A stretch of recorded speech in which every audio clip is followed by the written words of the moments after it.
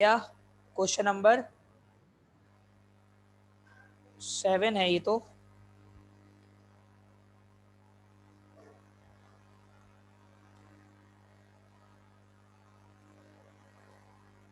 Question number 5 पर आ जाइए। ये क्वेश्चन नंबर 5 है। क्वेश्चन को बहुत अच्छी तरह देखेंगे। If the sum of 8 terms of an AP, if the sum of 8 terms of an AP is 64 and 19 term is 361, data को भी साथ साथ देखिएगा। यानी S8 दिया हुआ है 64 और S19 दिया हुआ है 361 और कह रहे हैं फाइंड द फर्स्ट टर्म, यानी A निकालना है, कॉमन डिफरेंस निकालना है और ये मालूम करना है द सम ऑफ 31 टर्म्स क्या होगा।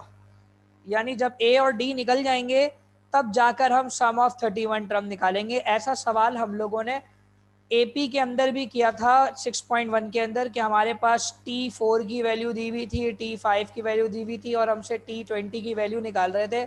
तो T20 जब निकाल सकते हैं जब हमें ए डी पता हो। तो बाय यूजिंग फॉर्मूला हम सम ऑफ टर्म का फॉर्मूला यूज करेंगे। एस एन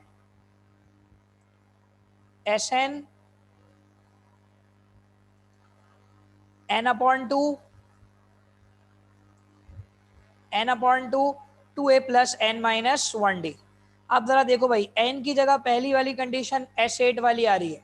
n की जगह 8 आया, S8 is equal to 8 upon two A plus n minus 1d की जगह 8 माइनस 1d आ जाएगा। देखो बेटा, S8 की वैल्यू क्वेश्चन में गिवन है 64, तो हम क्या करेंगे, S8 की जगह 64, 8 और 2 को डिवाइड कर दिया, क्या बना 4, 2a प्लस 7d। अब 4 यहाँ हो रहा है मल्टीप्लाई दोनों से, 4 वहां जाकर 64 से डिवाइड हो जाएगा, तो 4 को 64 से डिवाइड करेंगे 16 आएगा। ये एक इक्वेशन बन गई 2a plus 7d is equal to 16। ये इक्वेशन 1 आ गई जो कि ए डी की फॉर्म में। यही पूरा काम अब 19 के लिए किया जाएगा। तो n की जगह क्या हो गया 19, जरा देखिए अब आप, n की जगह आ गया 19। S19 किसके बराबर है, 19 अपॉन टू ए प्लस 19 1d। 19 में से 1 जाएंगे, कितने बचेंगे 18d हो जाएगा ये। और याद रहे S19 की वैल्यू 361 है, ठीक है। अच्छा, इसमें हम पहला काम क्या कर रहे हैं, 2 यहाँ डिवाइड हो रहा है, वहाँ जाकर 361 से मल्टीप्लाई हो जाएगा, ये 361 है। और 19 यहाँ मल्टीप्लाई हो रहा है, वहाँ जाकर क्या हो जाएगा डिवाइड। इनको सॉल्व करेंगे तो ये बन जाएगा 38। 361 multiply by 361 multiply by 2 divided by 19 बनेगा 38। 2a plus 18d is equal to 13। याद रहे, दोबारा क्लियर करें कि 2 यहाँ डिवाइड, 361 के पास जाकर मल्टीप्लाई, 19 यहाँ मल्टीप्लाई, दूसरी साइड जाकर डिवाइड, तो 361 मल्टीप्लाई बाई 2 डिवाइड बाई 19 38 के बराबर है। ये इक्वेशन 2 हो गई। याद रहे इक्वेशन 1 ये रही, इक्वेशन 2 ये रही।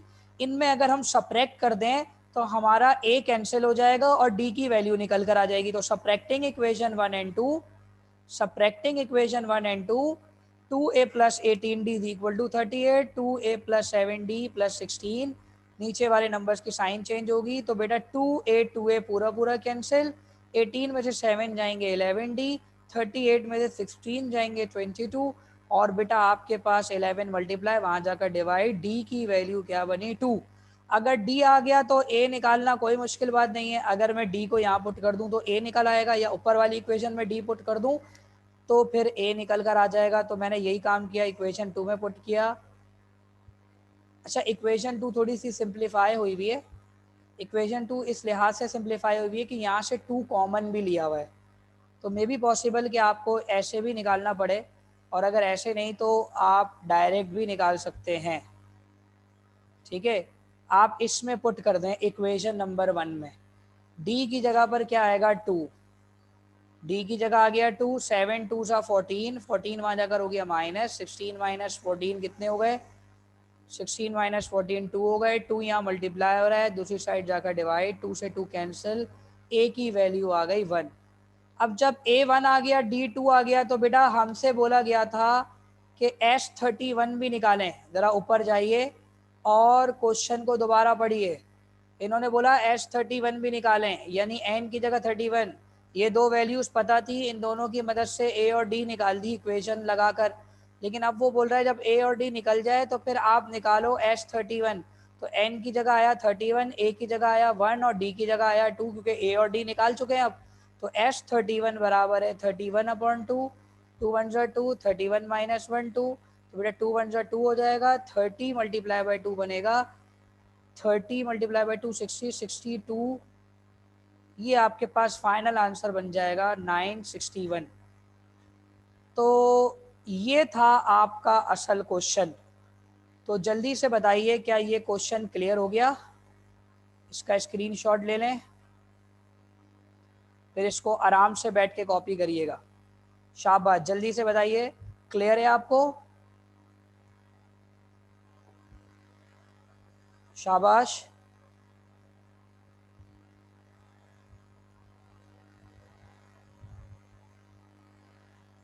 स्क्रीनशॉट ले लें इसका जल्दी से।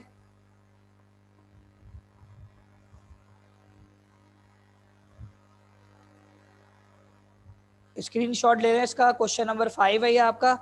जिस तरह क्वेश्चन नंबर 5 है वैसा ही क्वेश्चन नंबर 6 भी है। तो ज़रा क्वेश्चन नंबर 6 अपने सामने खोल लीजिए और क्वेश्चन नंबर 6 आपका फिर होमवर्क हो जाएगा। क्वेश्चन नंबर 6 क्या कह रहा है? क्वेश्चन नंबर 6 अपने सामने ओपन कर लीजिए।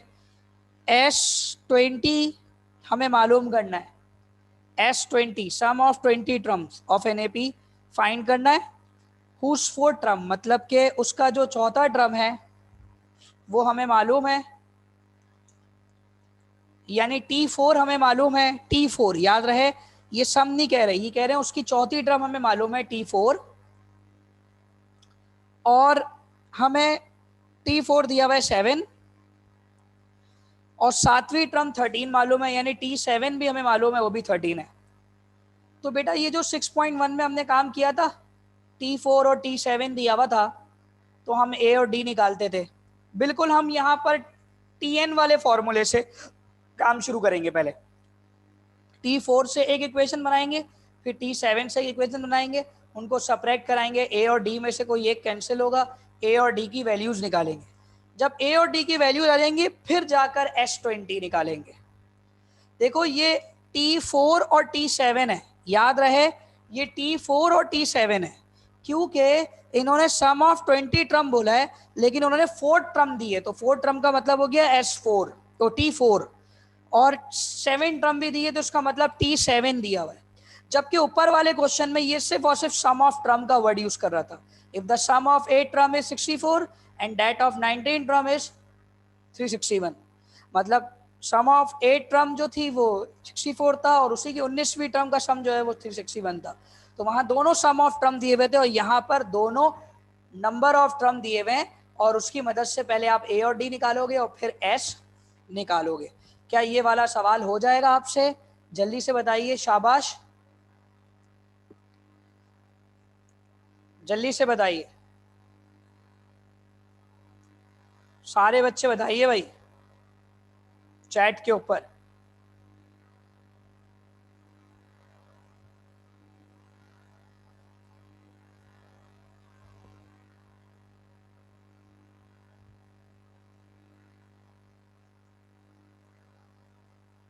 जी अच्छा भाई, नेक्स्ट क्वेश्चन नंबर 7।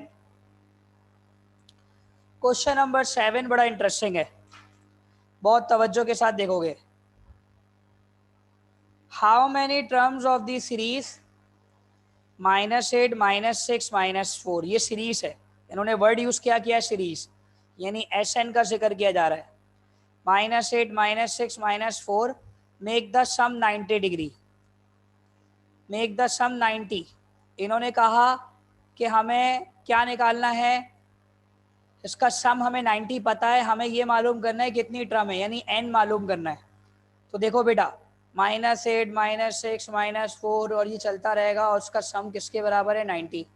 तो बेटा मैं क्या बताऊंगा, सबसे पहले मुझे A पता चल गया, A मेरा -8 है, D मेरा क्या होता है, सेकेंड टर्म को फर्स्ट टर्म से माइनस करते हैं तो -6 और माइनस माइनस प्लस हो गया, तो -6 + 8 हो गया, D मेरे पास 2।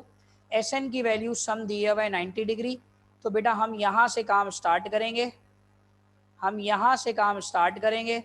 तो बेटा क्या काम होगा, हम जानते हैं हमें n निकालना है, तो एस एन का फॉर्मूला यूज़ होगा n/2 2a + n-1d। अब हम एस एन की वैल्यू जानते हैं, एस एन की वैल्यू क्या है 90 डिग्री 90। एन हमें नहीं मालूम, n/2 ऐसे ही आ गया, a की जगह -8, n हमें नहीं मालूम और d की जगह 2, तो बहुत आसानी से n निकल जाएगा। सबसे पहला काम तो ये भी कर सकते हो, वैसे तुम क्या करोगे, 2 8 -16 और ये बाहर वाला 2 दोनों से मल्टीप्लाई होगा, तो 2 1 2n और 2 1 2। तो बेटा -16 -2 मिलने के बाद -8 हो गए, -18 हो गए। अब क्या हो रहा है, इसमें इन्होंने क्या किया है, 2 कॉमन ले लिया 18 और 2 से। तुम चाहते तो 2 वहाँ ले आकर मल्टीप्लाई भी कर देते, एन पे कोई फ़र्क नहीं पड़ता। अगर 2 यहाँ कॉमन ले लिया तो उसका मतलब 2 से 2 कैंसिल हो जाएगा, और बाहर n बचा है, ये n दोनों से मल्टीप्लाई हो जाएगा। n को n से मल्टीप्लाई किया n², n को 9 से मल्टीप्लाई किया 9n, और प्लस का 90 यहाँ आकर बना -90। अब ये बनी एक अदद क्वाड्रेटिक इक्वेशन। क्वाड्रेटिक इक्वेशन को मिडल टर्म ब्रेक से सॉल्व करना आता है। 90 का एलसीएम लिया, 15 और 16 से ब्रेक किया, 15 और 6 से ब्रेक किया, 15 में से 6 जाएंगे तो 9 बचेंगे, बीच में बड़े वाले की साइन आ जाएगी माइनस। इन दोनों से n कॉमन है तो अंदर बचा n-15, इन दोनों में 6 कॉमन है तो अंदर बचा n-15। तो एक फैक्टर लिख दिया n-15, एक फैक्टर लिख दिया n+6 = 0। अभी तक n निकला नहीं है, n निकलने वाला है। n पता चलेगा कि n क्या कह रहा है। जल्दी से बताइए, यहाँ तक की बात क्लियर है सबको कि हमने n कैसे निकाला, हमने पूरा उसी तरीके से निकाला, हमने उसी स्टेप के जरिए निकाला जिस स्टेप से पहले हम करते हुए आ रहे हैं।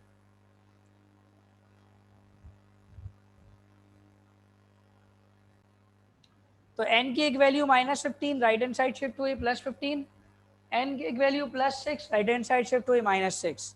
अब याद रहे n कभी भी नेगेटिव नहीं होता, n हमेशा पॉजिटिव लिया जाता है। अब मैं आपको दिखाना ये चाह रहा हूँ कि सम कैसे 90 आ रहा है। इस चीज़ को हम एक्सप्लेन कैसे करेंगे। To explain the double answer we take the first 15 term of the series, -8 -6 -4 -2। इस तरह हम 15 टर्म को प्लस करते हैं तो हमें पता चलेगा हमारा सम 90 के बराबर है या नहीं है। तो उठाइए कैलकुलेटर जल्दी से और साथ साथ इसको पुट करें, -8 -6 -4 -2 0। अगला नंबर क्या आ गया, 0, क्योंकि डिफरेंस हमारा 2 का था। फिर 2 4 6 8 10 12 14 16 18 20। अब इनको देखो आप, 20 यानी कितने नंबर हैं, 1 2 3 4 5 6 7 8 9 10 11 12 13 14 15। 15 का सम कर रहे हैं तो वो किसके बराबर हो रहा है, 90 के बराबर हो रहा है। तो ये बात तुम लोगों को दिखानी थी कि सम 90 के बराबर कैसे होता है। सम 90 के बराबर इस पॉइंट ऑफ व्यू से होता है। Next, n-6 serial number cannot be negative, therefore 15 term is the series। हम n की वैल्यू 15 लेंगे, हमारा आंसर 15 होगा, -6 हमारा आंसर नहीं हो सकता। तो क्या ये वाली बात क्लियर हो गई सबको, जल्दी से बताइए, शाबाश।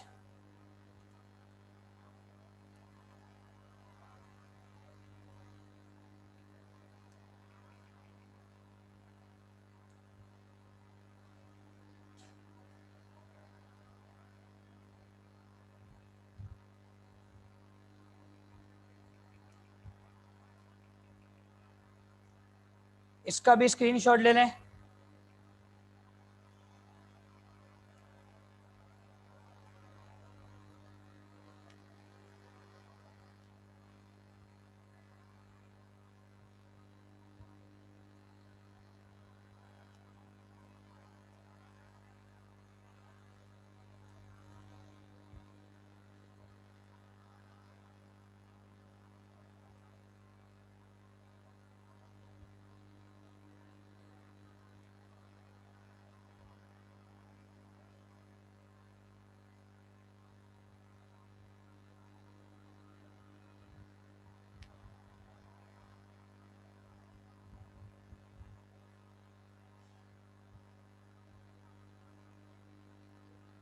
Okay, next question, question number 8।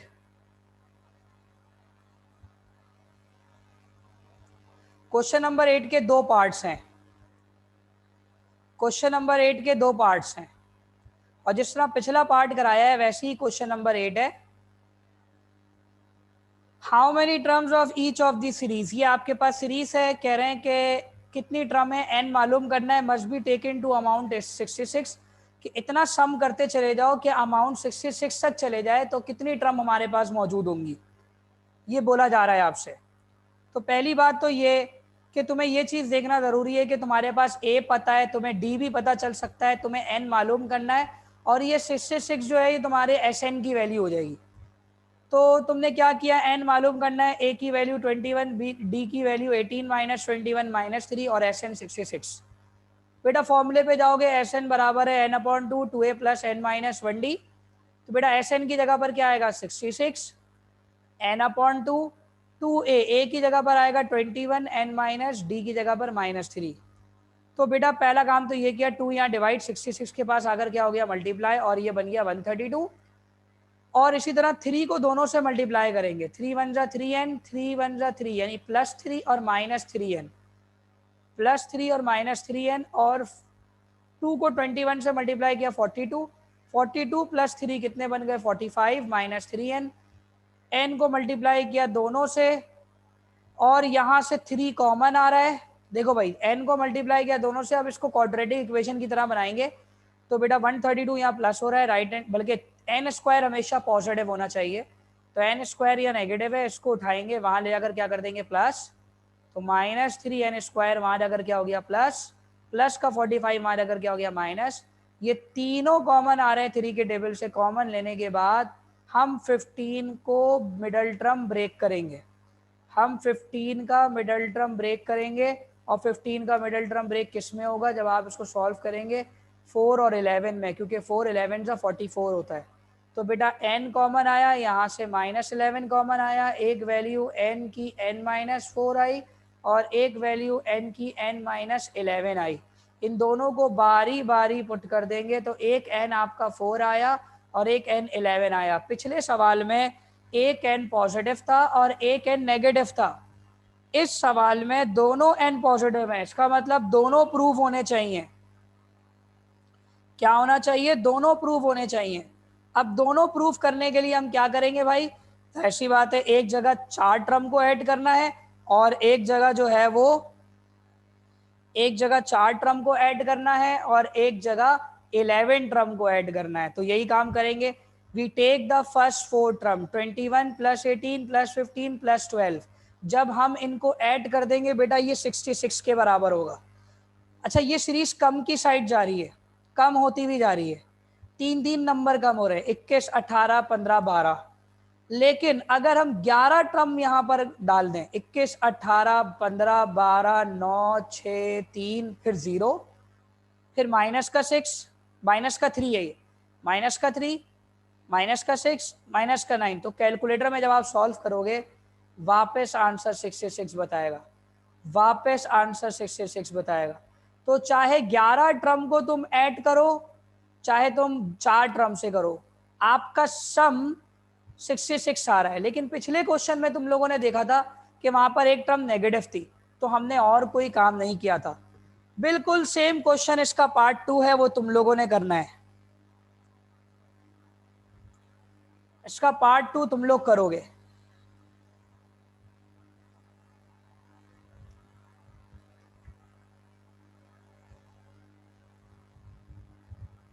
बस आज के लिए काफी है।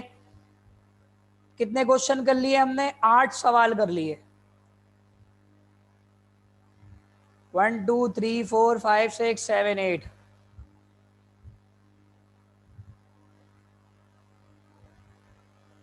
लेकिन इजी क्वेश्चन है, बड़े मजेदार हैं ये क्वेश्चन इजी है और मजेदार है, ये डिफिकल्ट नहीं है।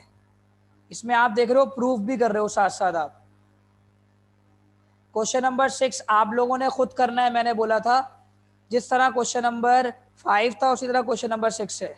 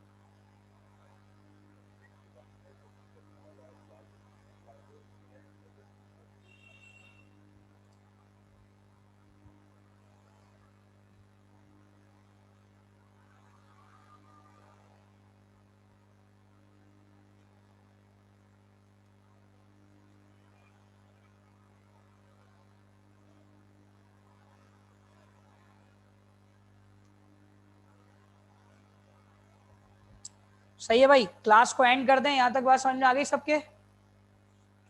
चले भाई क्लास को एंड कर रहे हैं। ओके, अल्लाह हाफिज।